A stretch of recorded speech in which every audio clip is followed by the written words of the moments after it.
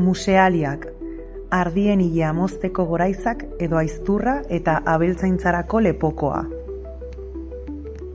Aurkezten diren piezak ardiak mozteko goraizak edo aizturra eta abeltzaintzarako lepokoa dira, biak baserriko eguneroko lanarekin estuki lotuak.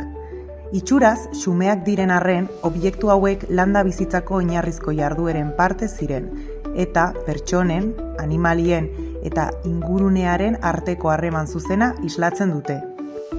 Ardiak mozteko goraizak burdinaz eginda daude, eta mendetan zehar erabilitako eredu tradizional bati erantzuten diote.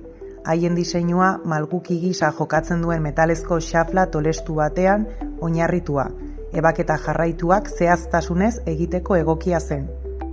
Lepokoa berriz, abereak identifikatzeko eta kontrolatzeko erabiltzen zen, eta askotan zintzarriak izaten zituen, haien soinuak mendian animaliak kokatzen laguntzen baitzuen.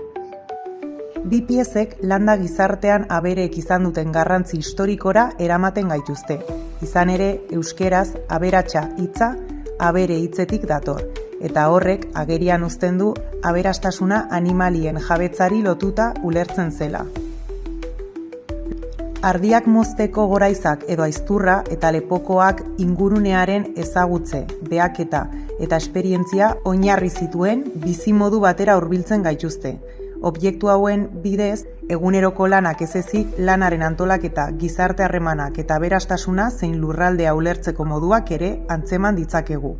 Gaur egun praktika horietako asko aldatu edo desagertu egin dira, baina horrelako piezek jarduera zahar eta errotu baten memoria gordetzeko aukera eskaintzen dute, jatorrizko funtziotik harago, baserriari eta inguruko paisaiari estuki lotutako bizimodu baten lekuko bihurtzen dira.